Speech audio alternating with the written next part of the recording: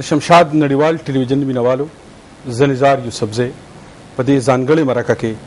تاسو ته سلامونه او احترامات وړاندې کوم. څنګه چې تاسو ته پته ده چې په سند کې په کراچۍ سند کې په لکونو پښتانه میشته دي. نن موږ په دې مرکه کې کوشش دا کوو چې د هغې پښتنو مسلې د هغې ستونزې ستاسو په وړاندې باندې د مشرانو ته کیدو چې دوی د هغې څه حل چې کوم دی نو دا تجویز کوي. نو نن موږ سره زموږ په دې نننۍ مرکه کې زموږ ډېر خوږ او ګران مشر د سند د عوامي نېشنل ګوند مشر ښاغلی شاهد سعید صاحب ملمری. نن به موږ د شاهد سعید صاحب سره په کراچۍ کې او په سند کې درباد کې چې پښتانه دي هغې ته کومې مسلې دي په هغې خبرې ترې کوو. شاهد سعید صاحب ستړي اوسئ، په خیر رالئ. مهرباني، خوشحاله او آباد اوسئ. ډېره مننه چې شمشاد ټلویزیون لپاره مو وخت وباسه راغلی زموږ سټوډیو ته. موږ پخپله ستاسو او ستاسو د پوره ټیم شکریه ادا کوو. او مګر د شمشاد د چینل والو چې ماشاءالله الحمدلله په پښتنو کې هم داسې خلک شته چې هغوی د پښتنو میسج د پښتنو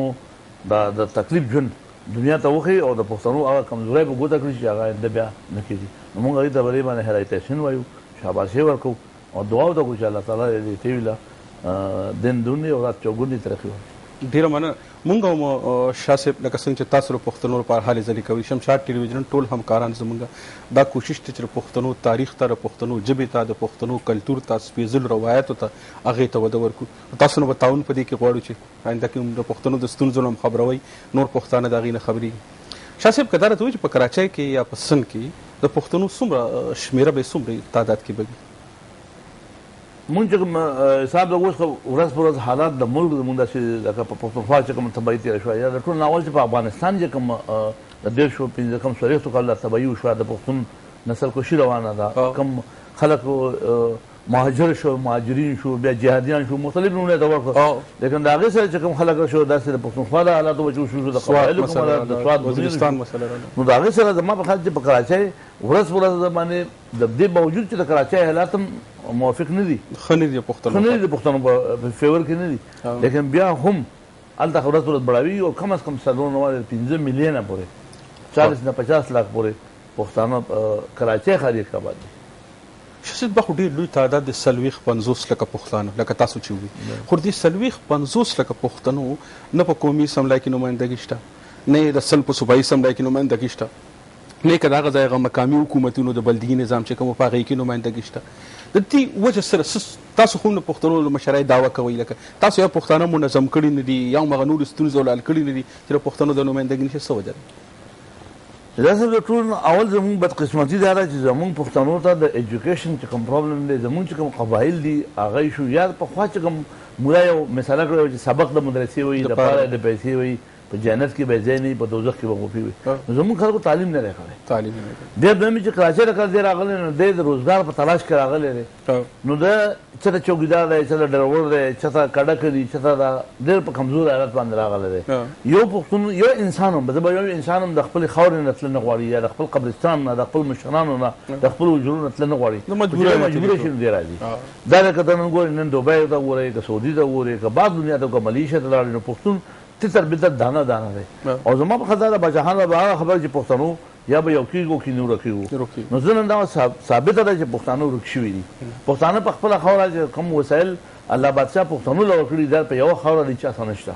که ته دا سوچې ګوره معدنیات زموږ سره شته، دا اوس بېله خبره ده چې زموږ زمرد د سوات هغه په نقصان کې دي او د ملتانۍ خاوره په فایده کې ده. دغه شانې که زموږ سره ګورې ځنګلات ګورې، که زموږ سره د اوبو ګورې، که زموږ سره ډیمونه ګورې، زموږ بجلي ده. نن د وابډا هاوس ته لاهور ته به زه 200 کلوواټ پي ایم ټي ته لګېدو لپاره لاهور ته ځم. نو هغه ډسکریمنیشن چې څه ته وایي، کوم امتیازي سلوک چې ته وایي، دا هغه دی چې دا کله زموږ مشرانو کوم خبرې کړي دي. نن هغه یو خبره دنیا ومنله، بین الاقوامي ومنل شوه چې ګوره خپله خاوره خپل اختیار. زموږ په خپله خاوره اختیار نه و. که چېرې زموږ دا کارخانې لکه کله چې پاکستان جوړ شو او یو څو کارخانې وې چې د بجلۍ 1 روپۍ رعایت و، نو په پښتونخوا زموږ په صوبه کې د مالوچو کارخانه، جانانه خزانه شوګر میل، جانانه د مالوچو کارخانه، سرحد ټیکسټایل میل، دا غټې غټې انډسټرۍ په پښتونخوا کې په صوبه کې لګېدې. خو دا یو وخت پنجاب سټیټ نه شروع کړه نو هغې بجلي واخېسته چې کومه رعایت و او هغه رعایت مرکز ته ورکړه، وابډا ته یې کړه، وابډا یې ولاړ په لاهور ته کېنوله. نو چې کله د انډسټریست نه د بزنسمین نه زه په دې وخت باندې تا نه بل یو دوه خبرې کومه. په دنیا کې 2 قومه، یو بزنسمین او یو دهشتګرد. د دهشتګر مذهب نشته او د بزنسمین نه صوبه شته او نه ملک شته چې کوم ځای دوه پیسې په راپورټ دلته ځي. دویم اوس په جنوب د ورکه چې کله ګډون مازه ته مراد وکړل شو د پنجاب او د بهر د کراچۍ ټوټل بزنسمن ګډون ته راغلي خو چې کله د امارات نواز شریف بیا راغی نواز شریف بیا امارات واسنو بیا هغه کارخانې بندې شوې. نو دا ډسکریمینیشن چې د کله نه پاکستان جوړ شوی دی نو د پښتنو سره دا زیاتې شوی دی او د هغې وجود دا دی چې زموږ د خلکو وسایل هلته په زموږ په پوره پښتونخوا صوبه کې یوه د رنګ کارخانه نشته چې کپړه رنګ کړي. موږ که کپړه جوړم کړو دا به لاهور ته یا فیصل آباد ته راځو یا به کراچۍ ته راځي. نو زموږ ټوټل کاسټنګ بیا زموږ پورټ په کراچۍ دی. زموږ چې کوم راو میټریل د بهر دنیا نه راغلو به کراچۍ ته راځي نو موږ په ټرانسپورټیشن باندې خرچ کړو. بیا زموږ هغه رعایتونه چې زموږ میټریل دی که هغه لرګی دی که هغه ماربل دی که هغه معدنیات دي که هغه زموږ دي هغه زموږ په ښه نه ده. نو اوس دا سوال تا داسې کړی چې ډېر اوږد دی خو جواب ته یې لږ وخت کښېږده. دغه باوجود چې زموږ خلک تتر بتر شو بیا به اتفاقي وه چې کراچۍ ته راغله نو تا وایي چېرې په کراچۍ کې ستاسو نمایندګي نشته اواز نشته. نو په درې شپېته کاله کې په لومبي ځل باندې عوامي نیشنل پارټۍ 2 MP سږ کال لږ کړي په دې اسمبلۍ نن دا شته. لیکن زه دا بالکل منم په سر سترګو منم چې د پښتنو هغه نمایندګي نشته چې څومره زه یادومه. تاسو چې تعداد سوریات کې چې 40 پښتانه دي د هغې بیا وجوهات دي. یو وجوهات دا چې زموږ د غریبي ده او زموږ خلک راغلی هغه تتر بتر دانه به دانه پروت دی. د ټولو نه غټه بدقسمتي د پښتنو تقسیم در تقسیم دی. زموږ د باچاهان بابا د قول مطابق چې لر او بر یو افغان نن موږ وایو دا کابل دی دا کوټه وال دی دا مردانې دی دا سوات دی بیا په سوات کې دا د بر سوات دی دا د کوز سوات دی بیا په هغې کې مړه نه یخېږي په بر سوات کې دا د سیند نه پورې سوات دی دا زه راپورې یم. پښتون تقسیم در تقسیم دی. دا چې ظالمانو حسدیانو بغضیانو دا پښتانه په داسې یو لت کې عادت کړي داسې چولی دي چې ولي خان بابا وایي چې پښتنو چېرې اتفاق نه دی کړی خو په یوه خبره اتفاق کړی چې په ټول ژوند کې به چېرې اتفاق نه که چېرې پښتنو نن هم ځان په کراچۍ وپېژانده دا زه تا ته هلپین وایم په دې میډیا دنیا دې واوري چې د کراچۍ پښتانه یو موټی شو د افغانستان د پښتون حق د پښتونخوا د صوبې د پښتنو حق د بلوچستان د پښتنو حق ګټل زما کار دی. په ورځ د قیامت هم جوابداري لرم په شرط د دې چې د کراچۍ پښتون یو شي. اوس ما بدقسمتي ښه دا ده چې د پښتنو آبادۍ ته ته وایې چې ته به د عبدالله شاه مزار دی په هغې کې د پیپل پارټۍ جنډ هم ده د مسلم لیګ نون جنډ هم ده د جماعت اسلامي جنډ هم ده د JUI جنډ هم ده شیرپا به هم هلته راځي سمیع الحق به هم هلته راځي امام مختار اچکزی به هم راځي ANP به هم هلته راځي. زه به تقسیم د تقسیم په سوره په کوټه یو 4 کوټي 5 ملک که موږ پښتنو په خپله ځان وپېژانده او موږ یو موږ او بیا د دې رجل چې شاید ته اوس دا سوال پته کوي چې دا تاسو ولې څه کمزوري ده. زموږ کمزوري زه به دا ووایم چې دا زموږ کمزوري شوه. پښتون الله بادشاه زورور او طاقتور پیدا کړی. اتفاق د کمزورو خلکو راځي. زموږ هر پښتون د خپل ذاتي د سپیا کې په سر باندې د تره زوی وژني د قومي کاز لپاره کوم یو پښتون تیار دی. نن په کراچۍ کې داسې پښتانه شته چې که د کراچۍ سیپورټ خرڅېږي هغه یې اخیستی شي لیکن د قومي کاز لپاره کم سرمایهدار پښتون راوتی دی کم ایجوکیټډ پښتون راوتی دی. ما سره هغه غریبه طبقه چې یو ټیم یې روټۍ شته بل ټیم یې نشته دیالي مار دي ما سره عاجزه دي ما سره هغې کې هغه انا ده هغې کې پښتو ده هغې کې هغه غیرت دی هغې کې هغه سوچ دی هغې کې ثقافت دی هغې کې فکر دی. نن چې کمال شاه زموږ IG لګېدلی په سند کې هغه یو هغه زه مهاجر یم هغه کله د پښتنو لیدلی سره پښتون چې د DSP افسر وي ASP بولی شي نو دی پښتون وي چې دی DIG شي ته به د پاکستان د پلار راخلی زما د پلار په کې حیثیت نشته چې پښتون سرمایهدار شي په ډیفرنس کې کور والي بیا پښتون نه وایي. دا هغه بدقسمتۍ دي د تربګرۍ موږ د تره زوی دښمن ګڼو او میمن د تره زوی رور ګڼو چې تر کومې پورې موږ د تره زامن وروڼه نه یې ګڼلي تر کومې پورې دا حسد دا بغض دا کینه موږ ختم کړي دي نو د کامیابېدو ډېر مشکلات. شاه صاحب یو خبره وکړو اوس چې د پښتنو په کراچۍ کې یا د سن په اسمبلی کې یا په قومي اسمبلی کې یا په سینټ کې نمایندګي نشته نو یو خبره خدا کیږي چې د کوم حلقه بندي د کراچۍ او د سن هغه واپس چې کله بیا په نوي سر نه کول پکار دي ځکه چې حلقه بندي په داسې وخت داسې شوې ده چې پښتنو چې اکثریت نه په 2-3 کې ویشل چې پښتنو ممبر پکې جوړ نشي د دې لپاره تاسو داسې مضبوط تحریک اون چلو نوم لکه چې کوم د جلسې وکړي نوم جلسونه وکړل چې خپل مسلم دنیا ته چې کله را برسي راکړه چې دا حلقه بندي خو کم سے کم وشي پښتنو نظر ورو داسې ډیر کارونه چې هغه مونږ کړی ها او چونکې بدقسمتي بیا د زموږ په میډیا باندې کمزوري یا زموږ تاسو ته پهونچ بنو یا تاسو په نالج کې یا باندې راغلي د ټول نه غټ ثبوت د حلقه بندو لپاره اوس چې موجوده کوم سپریم کورټ اف پاکستان ابتهار اوسل چې په کراچۍ اکشن اغستو ابتهار ګیلانی چې زموږ وکیلو او موږ دا مواد ورکړي چې په کراچۍ کې زموږ سره د حلقه بندي او سپریم کورټ اف پاکستان په اډر کې یو لیکلي اډر کړی دی اوس چې ډیلیمیټیشن دی وشي نو دا کارنامه زموږ د پارټۍ نه ده چې د ان پی وکیل راځي هغه د پښتونخوا ابتهار ګیلانی چې زموږ وکیل دی ان پی او موږ هغه مواد ورکړي چې کوم د ملک خلاف کار کړی دی اجمل پخاړي د خلک هغه مو ورکړي وسره موږ دا د دې سولوشن ورکړی دی چې د کراچۍ لپاره د ټولو نه اول دلته کې ډیویپنایزیشن پکار دی کراچۍ د اصلي ډیر جوړ شوی نن په کراچۍ کې هغه درې ټوپک نشته نن ټوټل رحمان ملک په خپله وایي چې اسرائیلي ویپن راغلي دي نن په کراچۍ کې ګرنیټونه برآمد کېږي په یو کور کې 256 ګرنیټ نیسلي شوي دي نن په کراچۍ کې د کنټینر غیبې شوي دي نو د ټول ناول ډیلیمیټیشن پکار دی ویپنایزیشن پکار دی بیا دویمه خبره د فیر الیکشن ده او د فیر الیکشن لپاره د حلقه بندو دا سپریم کورټ اډر کړی دی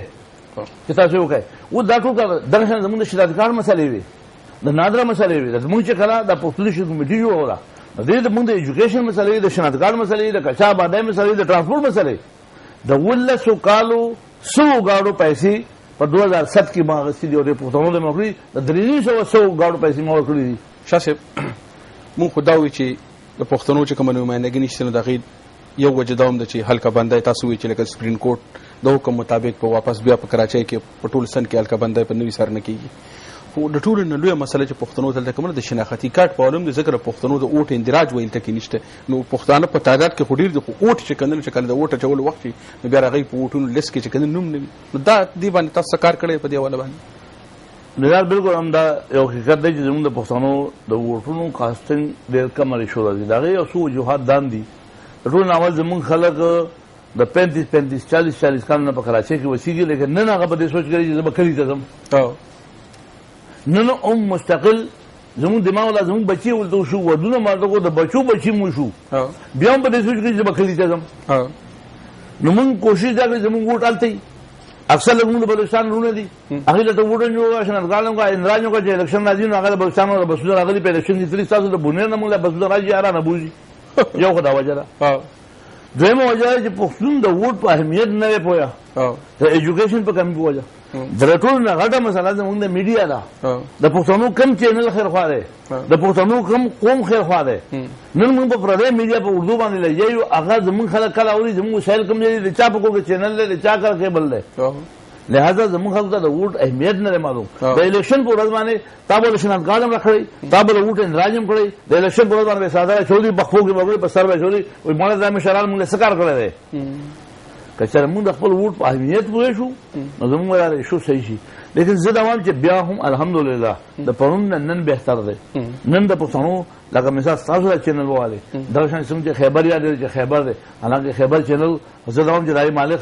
پنجاب سره واسطه لګي او فوج سره واسطه سره واسطه دي لیکن بیا په پښتنو یو لیبل د پښتنو په کورونو کې د یو आवाज رسی فقط داري چې موږ دغه شان دی ایجوکیټډ خلک یا د میډیا والرونه دا ټول راشي او موږ خپل خلکو ته اویرنس د ووټ اهمیت ورکړي نو موږ به سملوتم راشو پاتې شو د حلقه بندو کار لازم کار دی په هغې کې زموږ سره حکومت وخت تعاون پکار دی چونکې زموږ سره سازشې شوي دي زموږ 3 یوسیانې دي هغه یوه یوسي دي یو سره چولې بل د بل سره بل د بل سره موږ 4 یوسیانې په 4 ځای تقسیم کړي لہذا اوس پکار دی چې ډیلیمیټیشن کېږي نو په هغې کې پکار دی چې موږ د خپلو خپلواکو حلقه بندۍ وکړو عوامي نیشنل پارټۍ د دې لپاره الیکشن سیل لا کړی دی موږ الیکشن اوس چې کوم دی موږ د پی ایس په سره تنظیمونه جوړ کړل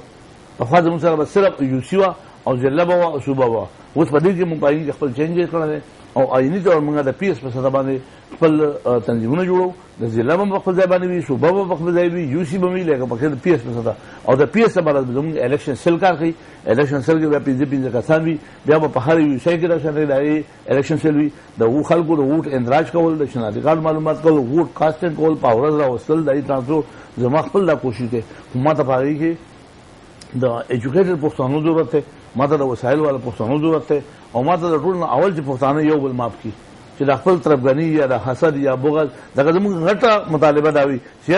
زه پټه تر اعظم ان پی خراب بادشاہ خان و بخره ولی خان و بخره اسپنیا ولی خره خو زما د سره ازه نظام پر پاډه کې ځکه ناراضم او دا بیماری چې دا خو قدرتی بیماری ده نو دعا وکړه الله تعالی زموږ خلکو دا بیماری وباسي بھائی څنګه طرفګنی کوي نو طرفګنی خشه نه خو که کین نو جنډې رنگ مه بدلوا جنډې سایز کټ کړه سره تر دې یو ګل دغه دوکانه جنډه ولګوا او جنډه د ام پی سره جنډه د پښتنو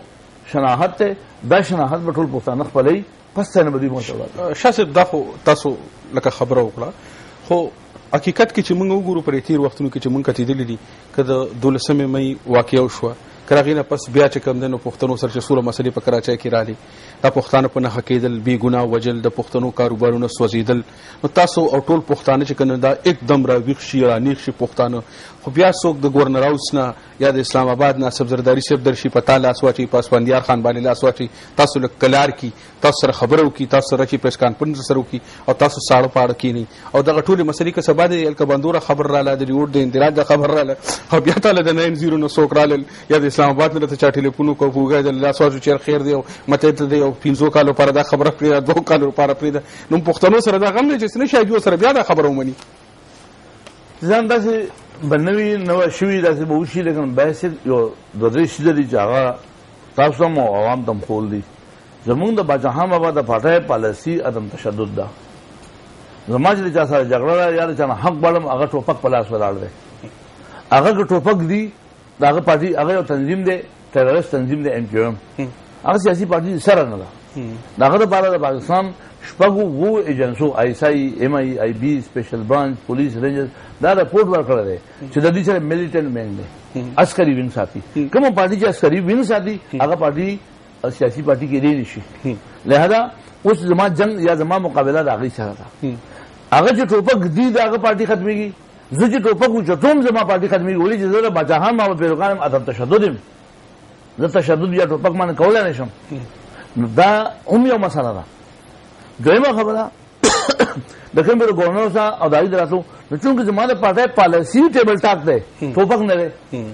آیا یا خبر زه مانه په دولار چې یا زه خپل مشر خبره په جنازه خبره نه کوم ټوپک سره نو زمانه پاتې پاتې کی او که زه ټیبل ټاک کوم نو ته وايي چې تاسو باندې بلاس راکړي آیا زه ټیبل ټاک نه کوم نو کله مړی وکم ته بایو بچاو کوم هغه طرف ته لاړ شم هغه هم د پښتون نشي افورډ کولای زموږ پښتون زبده او ټیک ده په پښتون راځو کې به څومره راځي پښتانه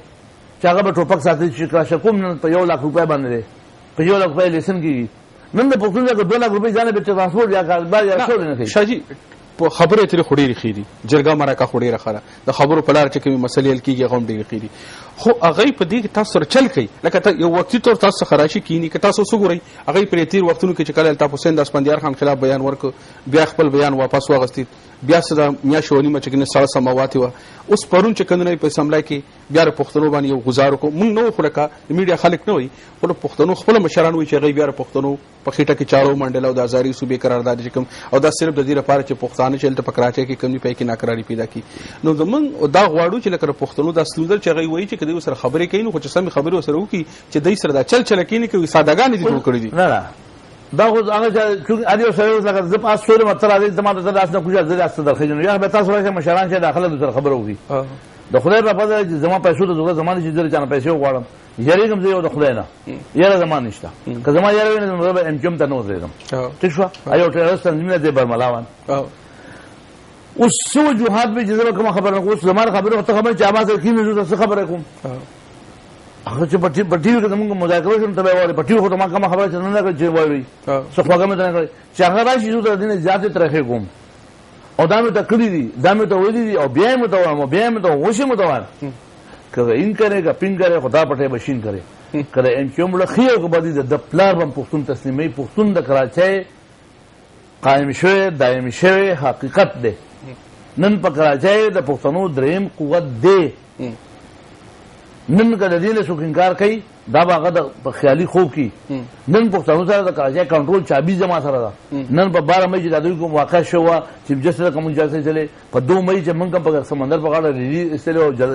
جشن خیر په پښتونخوا مې ملاو کړی دی. موږ د خپل قوت ښوولی. نن په هغه وخت کې د نن 10 کاله مخکې به موږ ایس ایچ او نشو بدلولی. نن ته ما د کراچۍ ډي آی جي بدلول وایي چې په 1 غنټه کې بدل نه ته ما ته ووایه. نن د ګورنر پلار به ما ته ټلیفون کوي هغه به ما ته تپوس کوي. نن دوبۍ زه پرون راغلم ګورنر ما ته ټلیفون کوي زما سره د نوي کال مبارکي راغی د هغه د خوشحالۍ نه راکوي. نو ما د پښتنو وجود تسلیم کړی په کراچۍ باندې. نن د کراچۍ پښتنو وجود لیکن دا سټیټ پاور دی. دا ته چې کوم شی وایي د دې لپاره پکار دی چې موږ پښتانه یو موټی کړو. په دې لپاره پکار دی چې ته په خپله راوړاندې شي. په دې لپاره پکار چې وسایل والا پښتانه خپل کار وکړي. زه نه ایم این ای جوړ کړم زه نه ایم پی ای جوړ کړم دغه پښتانه به جوړېږي دغه بچي به زموږ جوړېږي دا ینګ جنریشن به راځي دی به کراچۍ د هغوی سوچ دا دی د ایم کیو هم سوچ دا دی چې په کراچۍ کې پښتون نه منم. کومه خبره چې ذوالفقار کړې ده هغه 100% صحیح ده. دا خبره ذوالفقار ما ته هم کړې دا ما ته پیر مظهر هم کړې دي دواړو ما ته کړې چې الطاف حسین وایي چې پښتانه په کراچۍ کې نه منم پښتانه نه پرېږدم. و دا حقیقت او د هغې جواب هغه نه دی ورکړی. هغه د مشر د خبرې راکړې چې ما غلطي کړې یا ما دا وایي یا پیسې چې هغه څوک خبره کړې وه لیکن د دې خبرې هغه وضاحت هم نه دی کړی چې تا دا خبره کړې او که نه ده کړې او دا هغه کړې. او دویمه خبره دا ده چې په کراچۍ کوم سړی وژلې کېږي دا د این پي نه وژني هغې نوم یې پښتون وژني. یو ریړۍ والا یو شکرقندي خرڅولو والا یو روټو خرڅولو والا یو رکشې والا د هغه د این پي هغه این پي پېژني نه لیکن هغه وایي صرف د پښتون په نوم. ولې چې پښتون یو قوت دی او کوم هونه چې بالدار کړي قدرت خودي په ګټو گزارونو ارسات اوس پښتانه یو بالدار شي دی چې هغه ته مخ ته ولاړ دا چې خوب د جنافور دغه څه شک نشته. دا نه چې دا زاري आवाज کوي دا په ځانه مې ده دا هغه خبره چې دا چاله واده کوي یا مال وي چاله واده کوي دا واده ځان غواړي خدای دا خپل خیال لري خوب دی تصور دی. شاجي د ټول مسلې دي د ام کوم چې کوم دی یا مهاجر قومي موومنت چې کوم دی یا متحده قومي موومنت چوته وي د دې او د عوامي نشتلګون په سیاست د پښتنو د دې درمن څه ستونزه چې لکه دوره خلک پکې مري کاروبارونه پکې پښتنو تباہ برباد شو نو دا وجه سره لکه بنیادی تاسو څه کوي لکه په دن نس شي لکه و دا یو شی دی چې پښتانه یو قوت دی او دا د دې مو څنګه نن پوه شي پرون نو پوه نن پوه دي چې پښتون په ملکیدو نه یریږي پښتون نور راځي چې دوی شو نه وایي دا نه زیات پښتانه راځي. پښتون په افغانستان هم مړ شو پښتون په سوات کې مړ شو پښتون په قبایلو کې مړ شو پښتون په جمعات کې مړ دی پښتون په جنازه کې مړ دی پښتون خر دی مړي پښتون نه مرنه ویلې یریږي. لہذا دا راوي سوچو کله هغه یار پښتون ته طالب وي اوس طالب هر پښتون طالب نه دی طالب د اسټابلیشمنت پیداوار دی. طالب خو نن هیلي کلټن په خپل چې موږ غلطي کړې ده زموږ طالبان نه کړي دي. نن د سلیم صاحبي په شو کې مولانا پر زمان په خپل وجه ځام کې استعمال کړی ما لہذا نن دا خبره ثابته شوه چې طالب د پښتنو پیداوار نه دی دا اسټابلیشمنت د امریکې او زموږ د اسټابلیشمنت پیداوار دی. او هر پښتون پښتانه په طالبانو کې زیات وي لیکن هر پښتون طالب نه دی. لہذا هغوی په څه ذریعه باندې پښتون کمزوري کوي چې په کراچۍ د دوی قوت کمزوري شي لیکن نن هغوی ته کراچۍ کې پښتون قبول دی. کم پښتون چې هغه رکشه چلی یا کډه کوي یا چوکیداری کوي باقي پروفیسر ډاکټر انجینیر وسایل والا کاروبار والا پښتون هغوی نه دی پکار دا د هغوی سوچ دی. هغوی جنافور غواړي هغوی ځان له صوبه غواړي د هغوی اراده ده. او شاشه دا پر کراچۍ کې پر تیر ورځ کې په پاکستان کې په اخبارونو کې په ټلویزیون پر ریډیوګانو باندې ډېر لوی شور پورته شو چې کراچۍ طالبانو نه ډکه او طالبان ورته راغلي دي او په دیوالونو باندې ولیکل شو چې په آینده کې به دا دویم وزیرستاني. آیا په کراچۍ کې واقعي د طالبانو وجود شته؟ دوه شي دي یو طالبانایزیشن دی یو طالب ذهن دی. ماین طالب ذهن په دنیا کې هر ځای شته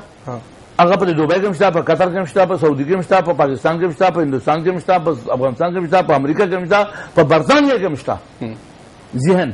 یو طالبانایزیشن دی. طالبانایزیشن په کراچۍ کې چلن نشي کېدی د هغې وجوهات دي درې غټ غټ. نمبر یو وجه دا ده چې په کراچۍ کې داسې غرونه او غارونه نشته چې طالب پکې پټ شي. نمبر دو په کراچۍ کې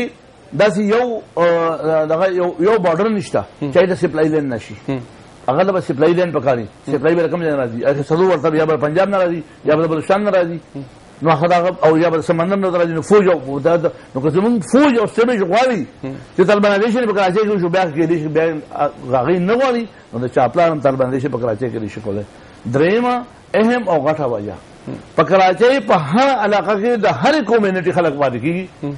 داسې یوه علاقه نشته چې په هغې کې پښتون نشته یا ماجر نشته یا پنجابي یا سندي. ها ځینې علاقې کې ماجر زیات دي، پښتون او پنجابي پکې یو ډول وي. ځینې علاقو کې پښتانه زیات دي نو پنجابي او ماجر پکې کم وي. لیکن په هر علاقه د هر کمیونټۍ خلک آباد دي. کله چې طالبان راشي هغې طالبانایزیشن کوي، هغې بورقې اچوي، هغې د کیسړو دوکانونه بندوي، هغې خلکو ته سبقونه وایي، هغې ټریننګونه ورکوي. نو هغه خلک به ویني او هغه خلک به ایجنسو ته وینا کوي، ایجنسۍ به شی کنټرول کوي. او دغه هغه وجوهات دي چې د ټولو نه زیات طالبان چې رسېدلي شوي هغه په کراچۍ او په سند کې دي. لیکن د هغې واردات زیات نه چې کوم دي هغه په هغې قبایلو یا په هغه علاقو په سوات په وزیرستان مخې چېرته طالبان دومره نه دي رسېدلي چې څومره دلته ونیسلی شو. غټې غړی یې ونیسي ولې چې د هغې انفرمیشن لیک کېږي. په کراچۍ هره کمیونټي آباده ده. نو زه دا وایم چې په کراچۍ کې طالبانایزیشن نشي کېدی. طالبان ذهن خلک پکې ډکه کراچۍ پر ده. دویم دا چې طالب ته څه ډول نو طالبانو کې کوالټۍ قسمونه دي. یو خو ستا د جماعت اسلامي والا دی چې هغه د کشمیر جهاد دی، د هر جومات مخې ته چندې له بوګې ښودلی وي، هغه ناست چندې ولکوي، کشمیر ډیمه نه وایي. یو خو دغه دی، یو صفا اسهامه والا دي، دغه جماعت اسلامي والا دي، کشمیر والا دي، افغانستان والا دي، بیا ګوټ طالبان، بیا بیډ طالبان. اوس خو به په قطر کې دفتر کولاو کړو نو ته د کوم طالب خبره کوې چې کوم طالب کراچۍ ته راغی؟ ما ته هغه وښیله اوس د دې وی چې دا کوم پښتانه طالبان دي د پښتنو خلاف چې پښتانه هغه چندې ورته خبره کوي تر ام جون نو هغه خار پښتون د طالب په دینو مالته ختمه ته وبا سره غواړي طالب مالي نشه ته وبا سره غواړي د کراچۍ شي. تاسو په خوا چې کوم دنو دنه سو کاله اگاو په کراچۍ کې پښتون اکشن جرګې په نوم باندې یو جرګه د پښتنو را جوړه کړه چې ټول سیاسي جماعتونه، ټول تنظیمونه، ترانسپورت والا ټول خلک هم پکې راجمع کړو او هغه ډېره په حال تنظیمونه پښتنو. خو اوس داسې ښکاري چې لکه تاسو چې کوم دی هغه جرګه چې کوم دی نو اوس په حاله نه ده. دا چې تاسو ته کله ضرورت پېښ شي داسې یو جرګه را جوړه کوي که نه، لکه هغې صبح د هغې په شخص وجه اوس ولې په حاله نه ده؟ چونکې په هغې کې د هر قبیلې، د هر ترانسپورټ یا د هر یو پارټو خلک پکې مختلف ځای مختلف خلک دي. هر سیاسي پارټي نه ده چې هغه زه د هغې جنډه جوړه شي، د هغې مینیفیسټو درکړم، زه د هغې تا ته ممبرونه درکړم، داسې شی نشته دی. هغه یو اتفاقي د کراچۍ د هغې چې کوم سلوګن و هغه ته زغم چې ټرانسپورٹ اور کچی آبادی کی دفاع، ٹرانسپورٹ اور کچی آبادی کی دفاع، پختون اور دیگر مظلوم قومیتوں کی بقا. دا زموږ سلوګن و. په هغې کې اوس هغه ایشو نشته، د کچا آبادۍ ایشو نشته. که یې ما ته څوک وایي زه جوابدار کومه کچا آبادي روانه شوه چې کوم د 10-20 کالو نه جوړه د مخکې او زیات چا روانه کړه، زه جوابدار به رادي شي ما ته دې ووایي. که د ټرانسپورټ هغه مسلې شوې ما ته ووایه، هغې ته زه ناست یم. اوس هغه ایشو نشته چې زه سهار ماښام په هغې باندې سیاست دي هغه مونږ ځکه نه انوالو کوو چې په هغې کې د مختلفو پارټو د مختلف ذهنونو خلک دی. لیکن اوس هم زموږ رابطې یا زموږ هغه جرګه یا هغه بایچاره اوس هم شته. چې کله هم په پښتون باندې په دې د پښتون په آبادۍ باندې ظلم راځي، د پښتون په بقا باندې ظلم راځي، د پښتون په ټرانسپورټ باندې ظلم راځي یا زیاتې راځي، هغه جرګه جمدی وه دا او هغه به تعومري هغه د پښتنو بقا ده. شاجي پرې کراچۍ کې چې سړی ګرځي او چې ته ښکلي ښکلي کورونه ویني، ښکلي ښکلي بنګلې ویني، روډ صفایي او د اوبو نظام پکې ښي، نو هغه سړی پوهېږي چې دې کې به کم خلک اوسېږي او چې څنګه د روان کورونه، د روان جوړ روډونه، اوبه پکې ني، ګیس پکې ني، اسپتال پکې ني، سکول پکې ني، سړی پوه شي دلته کې به پښتانه آبادي. نو دې لپاره تاسو څه نه دي کړي چې را پښتنو پرې کوم علاقو کې پاتې کېږي چې هلته د روډ څه کار وکړي شي، اسپتال څه کار وکړی شي، سکول ورته جوړ کړي شي؟ لږ ګوره دوه درې دي. یو بیا خبره چې چونکې د ایجوکیشن په کمی په وجه او د وسایلو په کمی په وجه زمونږ خلک نشي افورډ کولی چې په دغه ځای په ډیفنس په ګرانو علاقو کې بکان فلیټ والي وشي چې د چا وس کېږي هغه زه په ډیفنس کې پاتې کېږم. ما په 1000 باندې کور اخیستی دی، ما ته داسې څوک نشته. چونکې سړی چوکیدار دی، نن سبا د یو انپړه سړی به چوکیداري کوي یا به ډریوري کوي، هغه تنخوا 8000 یا 10000 روپۍ ده. د هغه سورس اف انکم هغه هغې کې څلور پنځه بچي وساتي، کلي ته پیسې ولګي، دا ځای وساتي، اجره وکړي، غم خادي وکړي، نو هغه نشي افورډ کولی. چې هغه به ظاهره خبره خالي نه باغ چې د خور غاړه، چې د غر غاړه، چې د یو غر ته کله بل دا به خپل ژوند تېروي. خو که چېرې داسې یو چانس هم راشي په ځای په شپ کېدو باندې یا د کپلۍ له طرفه یا الله تعالی رحمه پښتنو ته چې د الاټمنټ ځای میلاو شي، نو هغې هغه زر خاصې پیسې په والي، څه پیسې په کلي کې د تربورانو په زده کول وکړي او څه بیا هغه کچه باید دلته وځي. و دا بېلې بېلې وجوهات دي چې هغه مطلب چې یو فیکټر نه دی چې تا ته ووایم. په هغې کې دا مې چې زمونږ د 40 کاله وشو د انسان ژوند څونه دی او 40 کاله په کراچۍ کې وشو، بیا مونږ چې په کراچۍ کې ځو د تره خواته به د تره د زوی د کور سره به کور جوړو، د هغه د زوی سره به اوجره جوړو، د هغه د بیټک سره به بیټک جوړو.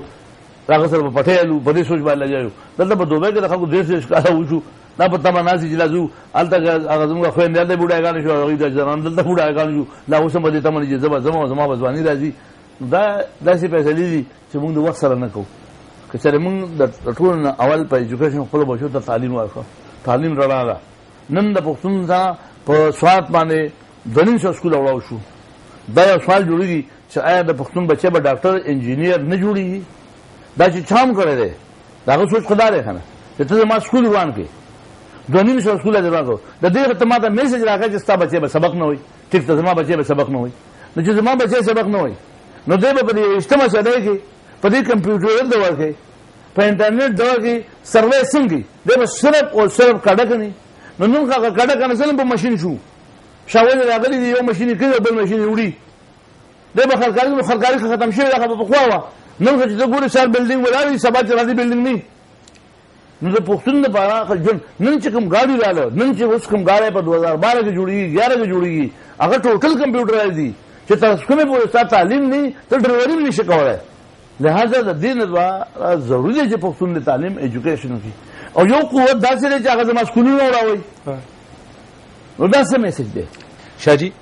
په کراچۍ کې په لکونو پښتانه مشته دي ټول سره خپل کورنۍ ملته کیږي کوم چې کراچۍ تلل شي یا کراچۍ نه زموږ کوم خپلوان راشي دغه ماشومان نه خپل جبه راشي د خپل کلچر تیر شوی دی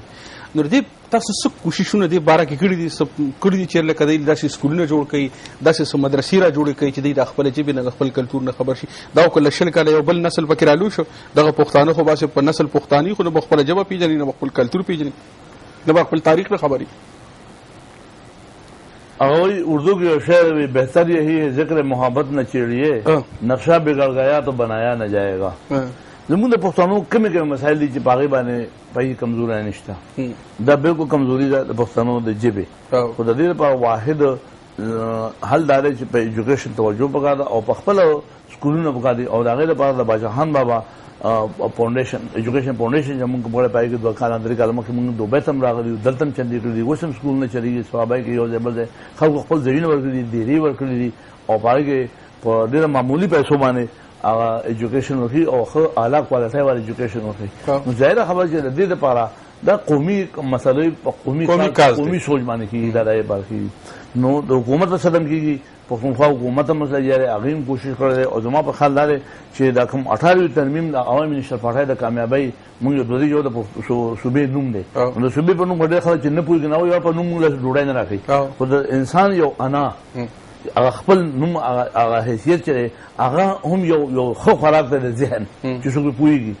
لیکن د هغې سره سره بیا وسایل دي 18 ترمیم کې یوازې سره د پښتون نوم نه راغلی 18 ترمیم کې موږ ته د خپل وسایل باندې اختیار دی نن بجلی ده نن اوس چې موږ ته بجلی کوم ریالټي میلاو شوې ده اسې 110 ارب ده ته 40 ارب روپۍ زموږ صوبې ته میلاو شوي دي هغه اوس هغه پیسې په نورو کارو باندې نه لګوي هغې باندې به دوباره بیا ډیمونه واړه او بجلی جوړوي او بیا به دا بجلی موږ خرڅوو شاجي دا خو چې باچا خان فاونډیشن یا نور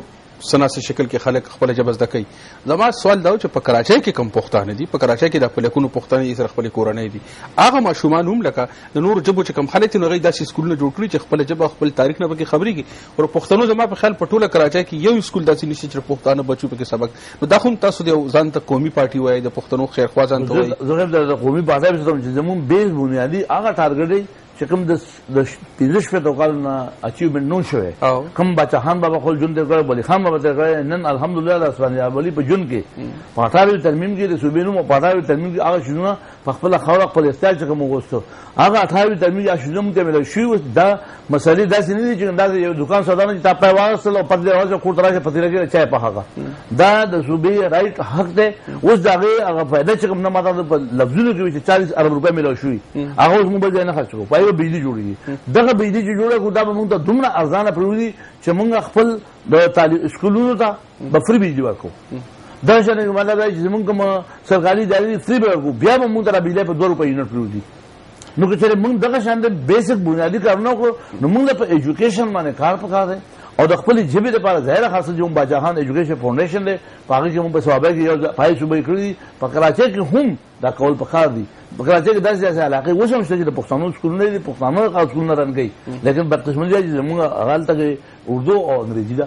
نن تاسو سره جرګه مرکه وکړئ او چې دا پښتنو بچي جرګه مرکه غدا کو د صوبې صدر ما زه به تنظیم چلوم خاله تا نه لګا پر خلک راشي په صحابيانو کارو کی استادانو را ملګری روان دي شه د استادانو په فیلډ باندې کارو کی ډاکټرانو ملګری راشي تاسو مشران به لار سموي کړي لار مې دماغ ته ګراوند راکړې مرکز مې درکړې مایک مې لګولې ډیسک کرسي مې تا چولې وس راځي تاسو پروګرام ډېر دی په پروګرامونه کوي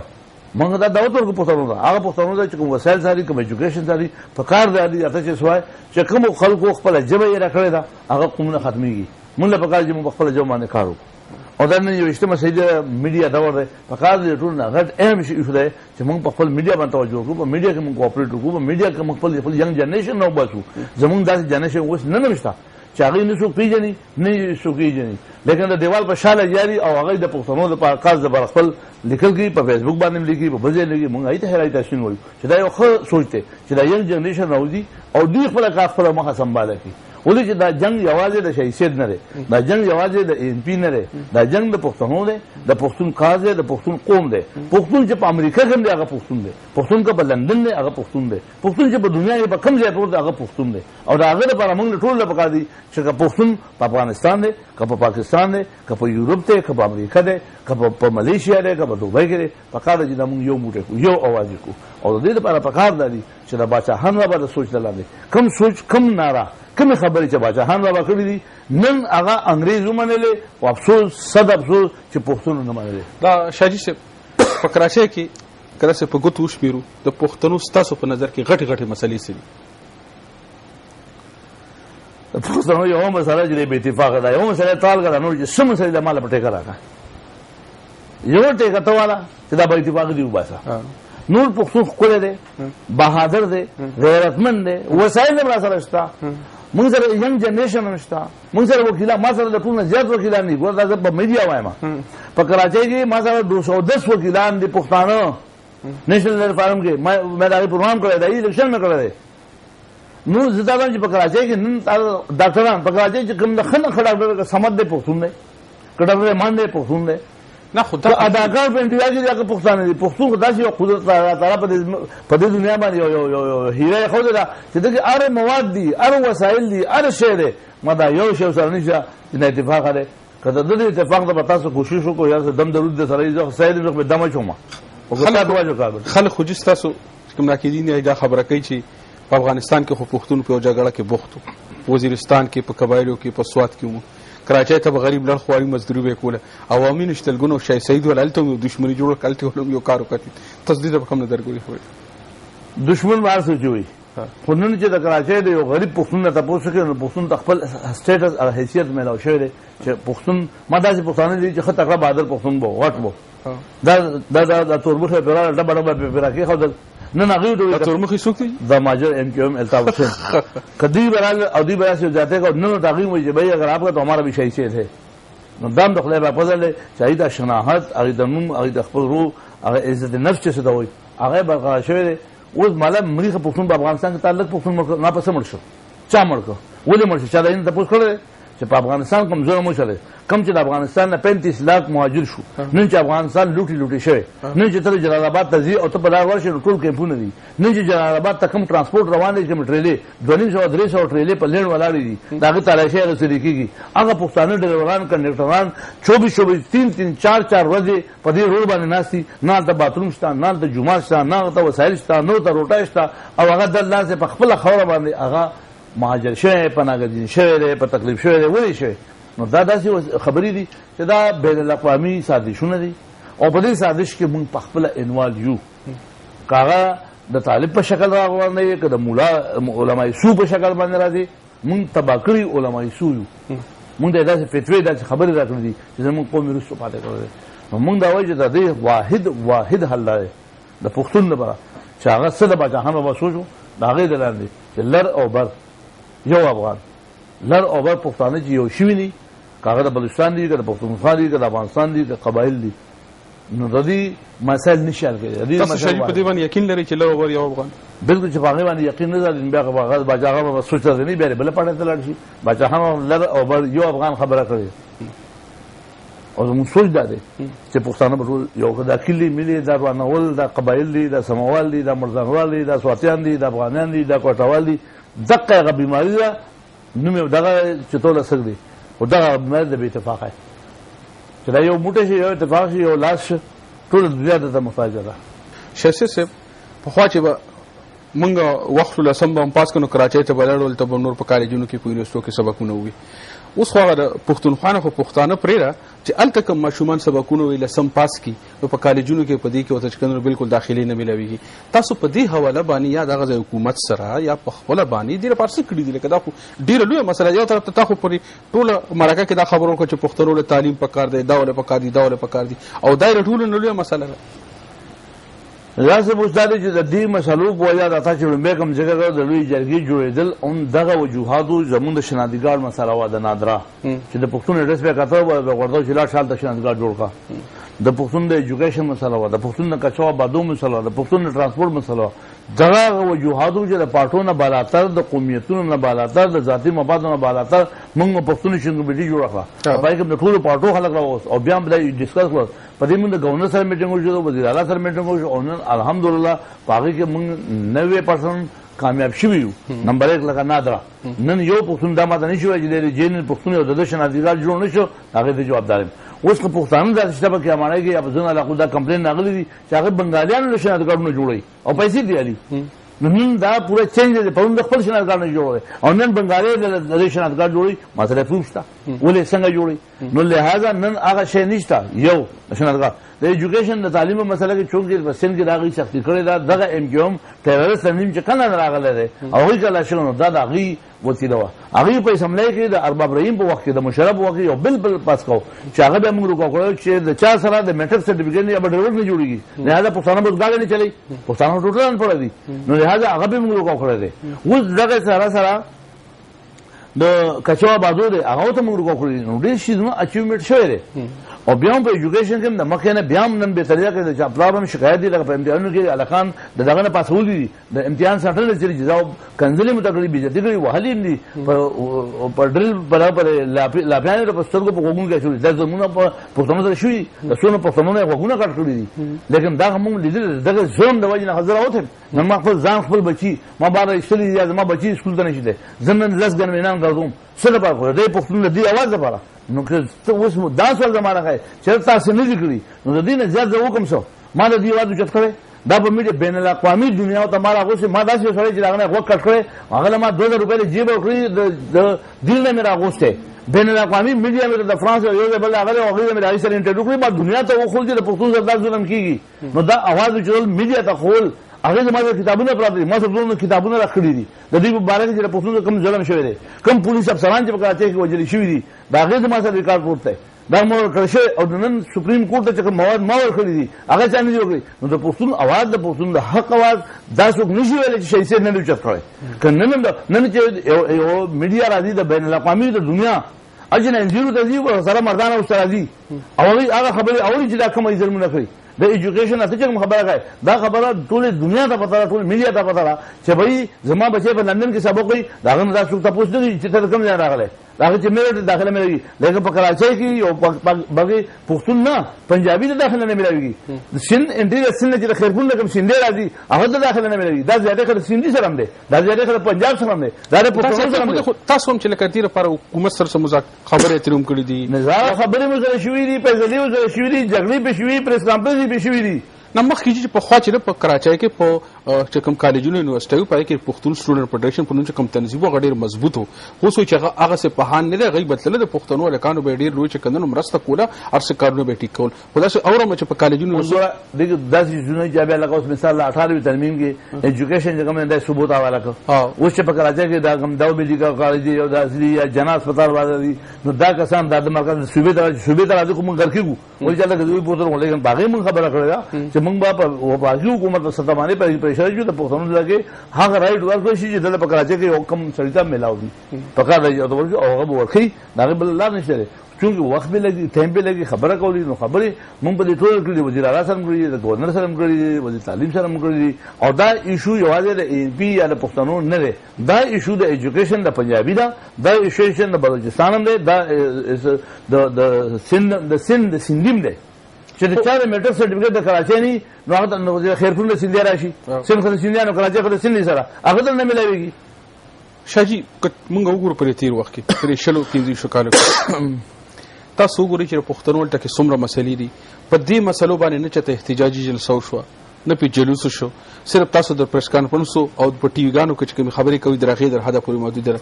آیا دا پښتون اکشن جرګه چې کومه ده چې دا شناختی ګارد مسله را ده پښتنو ډو مثال مسله ده پښتنو بچو ته په کارجونو کې دغه په دې پکار نه چې تاسو برابر احتجاج کوي چې ټول دنیا ویني لکه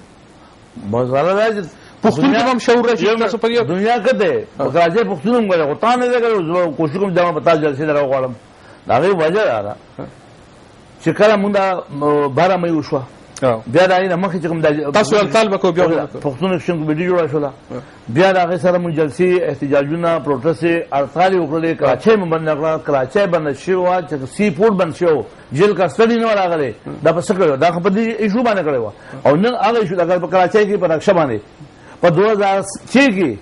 25 جون 2006 باندې کراچۍ نه ټوسټو رښا ختمه ده نن نه پورې چلیږي دا سلو کاله په ایمان ټیم اورید نو دا احتجاج مو نه کړی چې دا پښتنو دوی متبادل سره تنظیم وکړي دغه شان د پښتنو په هایوي باندې کانټاوا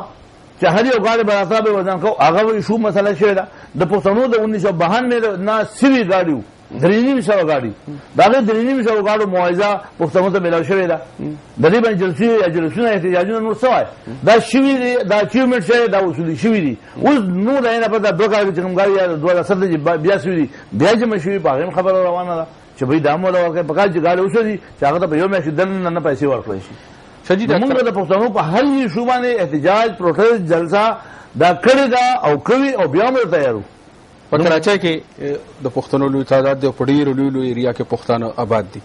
خو صرف یو د باچا خان بابا په نوم باندې پکې یو چورنګي او چوک شته باقي یو پښتون اتل په نوم باندې پکې جتنا هسپتال چې نه پکې سکول شي اګه پښتنو کوم سکولونه هسپتالونه جوړ کړی دي هم د پښتنو اتلانو او پښتنو مشرانو نمونه پینې دي او په دې ول هم تاسو ذمہ داری جوړیږي چې په خلکو کې بیداری پیدا کړي چې سب بچی راشي کوته چې زه خوشحال خان سکول کې ما سبق ویلې ما پر ما د احمد شاه بابا ما د میرویس خان نیکه په سکول کې سبق ویلې نو دې په ول هم تاسو په کار چې لګا بیداری پر خپل کام کې تاسو مشرانی تاسو ته ځکه پښتني بدن کې دا څه خبره ده جو ما خپل کمپیوټر په کراچۍ کې کړل نو هغه ما خیبر سکول کړو خیبر سکول پالي کړی و د پښتنو عبدالستار افغاني سیبو ویلی وخت مړ دی پوه شو چې خیبر نومي پیخه هغه په خیبر نومي خو د کثرت نه هغه اوس ټول نه ولا لکه زمون یو منیسټر چې کوم دی هغه په هغه کې د 200 بیډو هسپتال منظور شوی هغه کوټیشن شوی هغه صرف اوپن سره منی پاتې ده هغه ټینډر شوی هغه پیسې 25 کروڑ روپے دی 28 کروڑ روپے یو پروجیکټ دی چې د پښتنو په اړه کې او پاغه د نوم جګړه وا چې هغه د بنظیر هسپتال نوم یو موږ نه برابر باچا خان بابا په نومي هغه جنگ د موږ د قائم علي شاه نه غټل مشر ته مونږ نه مشر زرداری دی وي زرداری په خپل قائم علي شاه دی وي چې کته د بل د مشر احترام نه کوي نو ستاسو خپل سونه بوونه چې په پښتونخوا کې دا ټول لري شي لہذا دا نو هغه شی سم کړي د باچا خان هسپتال په نوم باندې په زمونږ علاقه چې کوم پی اس 3 مې ده کوم چې میټرول سایډ دی پاره کې د 200 بیډو سرکاري هسپتال چې پای کې به ایم ایل وی ولې چې عباسي شهید هسپتال ته موږ خپل مړ نه جوړه او که زمونږ مړ تر شنو راغی کې بیا موږ هغه دای په علاقه کې د انجام او پاره کې یو پیرا په ویډیو باندې راغلی مو چې په هسپتال کې کوم پښتانه تلو مړ هغه څوک کوم طریقې والی شو نو هغه سیډین ویډیو باندې راغلی په یوټیوب باندې وګورئ نو د پښتنو سره خپل مړ نه شو جوړه نو موږ دا غواړو چې د پښتنو په علاقه کې داسې هسپتالي چې هغه کې ایم ایل او سرکاري ډاکټر بګی ناسي او ډاکټرانو بګی علاج کیږي اول ته موږ تل راتلی شو نو د پښتنو په علاقه کې د پښتنو په نوم باندې و دوباره پښتونخوا حکومت سند حکومت لیکلي د ولی خان انسټای یو کمپلیکس موږ جوړو په سند کې راځي کمپلیکس موږ جوړو په سند کې دا هغه د پر موږ لیټر ما سره شته وزیر اعظم میټینګ کولی اب زیرا خي پښتونخوا حکومت با مونږ ته غم راخي چې په باندې ای با ستاونم کوي هغه لیټر هم راکړو او ځای لګورو موږ خپل وسف مطابق باندې چې په دریش په تګاله کې په لومبي ځرمانه موږ د حکومت هغه مزه ته وایا یا پروسیجر ته وایا هغه ته موږ د خپل په پوزیشن چې نه منم شو دا کوم ملي ځاله چې موږ دي شي ته وته او نن دوه ام پی اګان بیا پای کې یو منیسټر نام زموږ د مشر اسماعیل ولی کارنامه چې هغه دومره تعلقات یا دای خودري چې ولې چې په سن کې د سیندیانو ته په پاتې ضرورت نشته لیکن بیا هم هغه موږ د وزارت سره راغله دا زموږ د مشر کارګر خبره خو اسه سوالونه خو ډیر دي شاجي او ډیر خبرې دي پښتنو صرف یو اخیری سوال به تاسو کوم چې پر لاره بر افغان وطن کې سړیو ګورنو هر ځای پښتون په ډیر لوی مصیبت کې ګرځي په ډیر لوی تکلیف کې چې کوم طرف ته ګورو نو پښتانه راګرځي، پښتون ژوند په خطره کې دی، د پښتون کاروبار په خطره کې دی، پښتون عزت په خطره کې دی، د پښتنو ژبه کلتور هر څه په خطره کې دي. د دې څه حل لاره ده چې داسې پښتانه کوم یو اتفاق وکړي؟ څه داسې یو کار دی تاسو مشران چې لار ورته سمه کوي چې د ټولو مشکلاتو ستونزو نه پښتانه راوځي؟ د اوایرنس او د سوچ ضرورت چې زموږ پښتنو ته